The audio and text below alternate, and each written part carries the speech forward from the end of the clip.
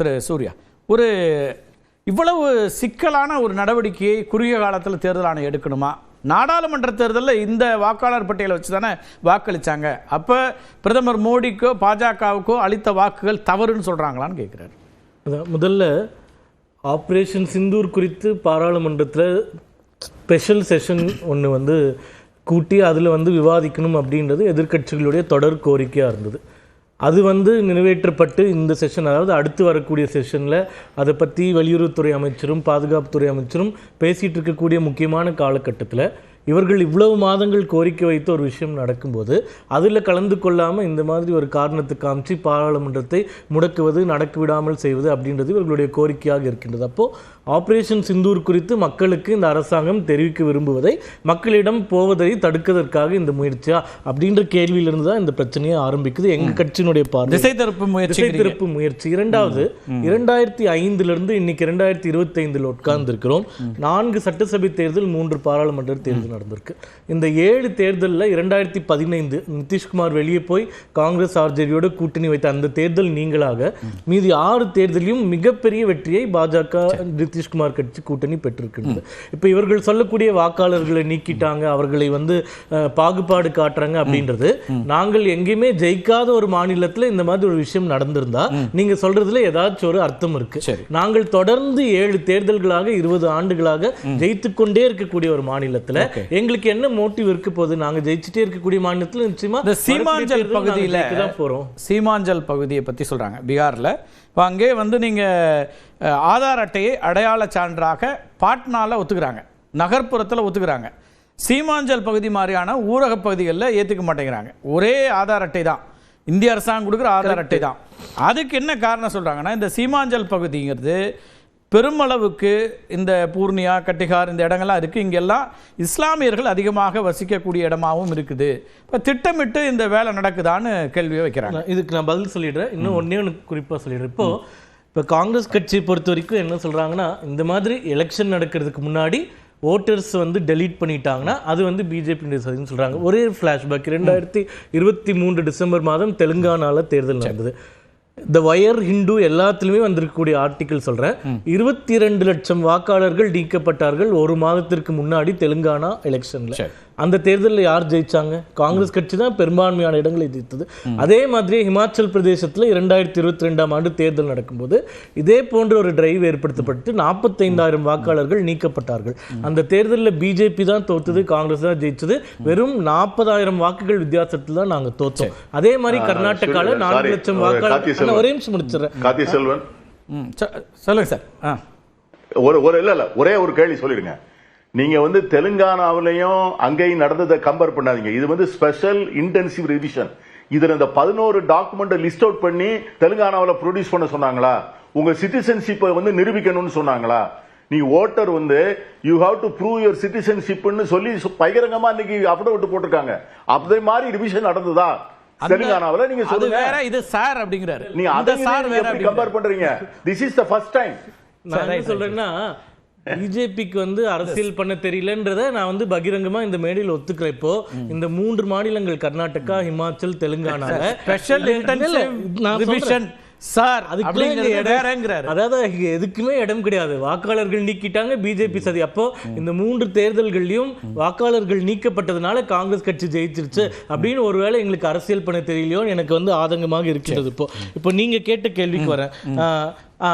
Peter ஐயா சொன்னதுக்கு ஒரு பதில் என்னன்னா, எலெக்ஷன் கமிஷன் இந்த பிரச்சனை 2 மாத காலமா பீகார்ல ஓடிட்டே இருக்கிறதுனால தொடர்ந்து பத்திரிகையாளர்களை சந்தித்து விளக்கங்கள் கொடுத்துட்டே இருக்காங்க. அதுல ஒரு விஷயம் என்ன சொல்றாங்கன்னா, இப்ப ஐயா சொன்ன மாதிரி அரசியல் கட்சிகளை ஈடுபடுத்தினீங்களா அப்படின்னு 2 மாசமா போயிட்டு இருக்குல்ல பிரச்சனை. ஜூன் 1ஆம் தேதியில இருந்து போயிட்டு இருக்கு. இப்பதான் இவங்க அதை பெருசாக்குறாங்க. முடிவு வந்ததுக்கு அப்புறமா தான் பெருசாக்குறாங்க. திடீர்னு எதிர்கட்சிகள் திசை மாற்றுறாங்கன்னு சொன்னீங்களா? அல்ல அது 2 மாசமா ஒரு பிரச்சனையே பேசுறாங்க, நடந்துட்டு இருக்கு. இவர்கள் பிரச்சனை எடுப்பது சமீபத்துல. இப்போ அந்த பிஎல்ஏ நம்ம எல்லாருக்குமே தெரியும், நம்ம மாநிலத்தில் எல்லா மாநிலத்திலும். இப்போ எலெக்ஷன் கமிஷன் என்ன சொல்றாங்கன்னா, இந்த என்டையர் எஸ்ஐஆர் ப்ராசஸே நாங்க பிஎல்ஏஸ் உதவிகள் மூலமா தான் செஞ்சுட்டு இருக்கோம் அப்படின்றது பகிரங்கமா பிரஸ் கான்ஃபரன்ஸ்ல வெளியிட்டது மட்டும் இல்லாம அந்த பிஎல்ஏஸ்க்கு வாரமா இந்த ரிவைஸ் பண்ண லிஸ்ட்டை நாங்க கொடுக்கிறோம். உதாரணமாக இங்க 22 லட்சம் வாக்காளர்கள் இறந்து விட்டார்கள் அப்படின்ற ஒரு தகவல் வந்திருக்குன்னா, அது அந்தந்த பகுதிகளில் பிஎல்ஏஸ் கொடுத்திருக்கக்கூடிய லிஸ்டின் அடிப்படையில் கிராஸ் வெரிஃபை பண்ணி பதிவேற்றக்கூடிய ஒரு விஷயம். இப்போ அவங்க என்ன சொல்றாங்கன்னா, காங்கிரஸ் கட்சியில் ஐயா இருக்காரு இல்லைங்களா, அதாவது ஜூன் மாதம் காங்கிரஸ் கட்சியில் 8000 பூத் லெவல் ஏஜென்ட்ஸ் தான் இருந்திருக்காங்க. ஆனால் இந்த ப்ராசஸ் இன்டென்சிஃபை பண்ணுறதுனால எலெக்ஷன் கமிஷன் எல்லா கட்சியும் கூப்பிட்டு நீங்கள் உங்கள் எல்லா பூத்துக்கும் பிஎல்ஏஎஸ் வந்து நியமித்து அவர்களை இந்த ப்ராசஸில் உதவி செய்யுங்கன்னு சொன்னதுனால ஒரு மாதத்தில் காங்கிரஸ் கட்சி மட்டும் 17,549 அந்த பிஎல்ஏஎஸ் கணக்கில் நியமிக்கப்பட்டு இன்க்ரீஸ் பண்ணியிருக்காங்க. எதிர்கட்சி சொல்கிற லாலு பிரசாத் அவர்களுடைய கட்சி வந்து 47,506 பிஎல்ஏஎஸ் நியமனம் செய்து அவர்கள் இந்த ப்ராசஸில் வந்து ஹெல்ப் பண்ணுறாங்க. இப்போ எலெக்ஷன் கமிஷன் என்ன சொல்லுதுன்னா, இந்த ஒவ்வொரு பிஎல்ஏஸ்க்கும் பூத் லெவலில் இருக்கக்கூடியவர்களுக்கு ஃபைனல் டிராஃப்ட் ரெடி பண்றதுக்கு முன்னாடி வாரம் நாங்க டேட்டா கொடுக்குறோம். அது பிஜேபிக்கும் கொடுக்குறோம், காங்கிரஸ்க்கும் கொடுக்குறோம், ஆர்ஜேடிக்கும் கொடுக்குறோம். அவர்களுக்கு வந்து அதுல அப்ஜெக்ஷன்ஸ் இருந்தா அதை வாங்கிட்டு நாங்க ரெக்டிஃபையும் பண்ணிட்டு இருக்கோம் அப்படின்னு சொல்றாங்க. இது என்னன்னா களத்துல நடக்கக்கூடிய ஒரு சாதாரணமான ஓட்டர் ரிவிஷன் ப்ராசஸ் தான். இல்ல இவ்வளவு எண்ணிக்கையிலான வாக்காளர்கள் அதுல இடம்பெறாமல் 65 லட்சம் பேருங்கிறது சாதாரண நிகழ்வுன்னு சொல்ல, அதுல 22 லட்சம் பேர் இறந்து விட்டார்கள் அப்படின்றது வந்து டோர் டு டோர் போனது மட்டும் இல்லாம பிஎல்ஏஎஸ் கொடுத்திருக்கக்கூடிய தகவல் மூலமா கிடைச்சிருக்கிற டேட்டான்றாங்க. 7 லட்சம் பேர் டூப்ளிசிட்டின்னு சொல்றாங்க. இது தமிழ்நாட்டிலே நம்ம நிறைய பேர் பார்த்திருக்கோம். டூப்ளிசிட்டி இருக்கிறது வந்து ஒரு இயற்கை தான். ஒரு வீட்டில் இருப்போம், வாடகைக்கு மாத்திட்டு போவோம், இன்னொரு எலெக்ஷன் ஐடி கார்டு வாங்குவோம். அது வந்து ஒரு பிழை. இறந்து போன 22 லட்சம் பேர் வந்து வாக்களிக்க போறாங்களா, அதை பத்தி ஏன் கவலைன்னு திரு ப. சிதம்பரம் கேட்கிறாரு. அவங்க வந்துட போறது இல்ல.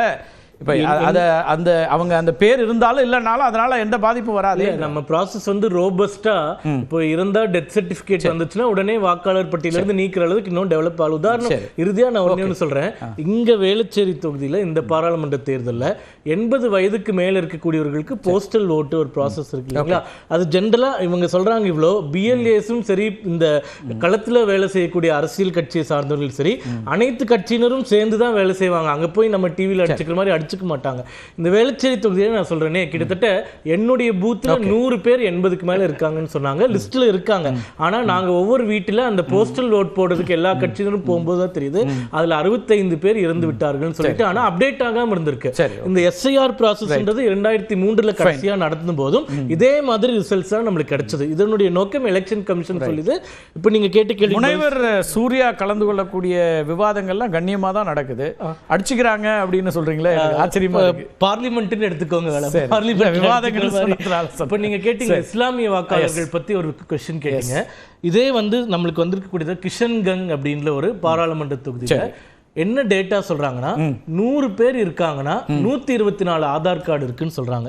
நீங்க குறிப்பிட்ட சில பகுதிகளில் ஆதார் சேச்சுரேஷன் ரேடியோ 125, 130, 140% இருக்கிறதுனால அதுல நிறைய போலி ஆதார் அட்டைகள் வழங்கப்பட்டிருக்கலாம். அதை களையெடுப்பதற்காக அந்த பகுதியில் மட்டும் ஆதார் கார்டு யார் வேணாலும் எடுக்கலாம் இல்லைங்களா. நம்ம டாக்குமெண்ட்ஸ் சென்டரை போய் அப்ளை பண்ணும்போது இருக்கக்கூடிய டாக்குமெண்ட்ஸ் அடிப்படையில் நம்ம கொடுத்துடுறோம்.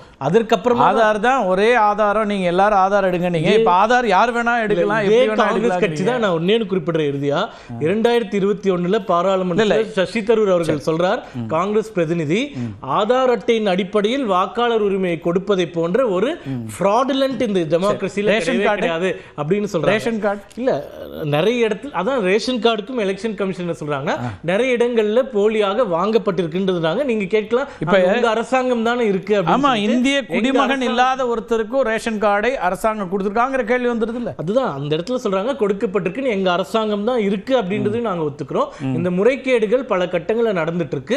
அதை களைவதற்கான முன்னெடுப்பா தான் நம்ம இதை பண்ணிட்டு இருக்கோம். முக்கியமான ஆதார் அட்டை, ரேஷன் அட்டை முக்கியமானது. இந்த மாதிரியான முக்கியமான ஐடென்டிட்டி கார்டுலலாம் இவ்வளவு லூப் ஹோல்ஸ் இருக்குன்னு தேர்தல் ஆணையம் சொல்லுது. அப்ப அரசாங்கத்தினுடைய நடவடிக்கைகள்ல கேள்வி எழுப்புதா? இன்னைக்கு தமிழ்நாட்டிலே இருக்குன்னு சொல்ற இந்த loopholes, duplicity voters, extra Aadhaar card இருக்கிறது, எக்ஸ்ட்ரா ரேஷன் கார்டு இருக்கிறது, நம்ம தமிழக அரசு இந்த அரசாங்கம் வந்ததுல இருந்து தேர்தல் வெற்றிக்காக பாஜக இந்த வேலையை செய்து தேர்தல் ஆணையத்தின் மூலமான திரு பீட்டர் அல்போன்ஸ் குற்றச்சாட்டு வைக்கிறார். பிஎல்ஏஸ்க்கு ஒரு பூத்லயும் ஒரு வார அடிப்படையில் எலெக்ஷன் கமிஷன் லிஸ்ட் கொடுக்குது.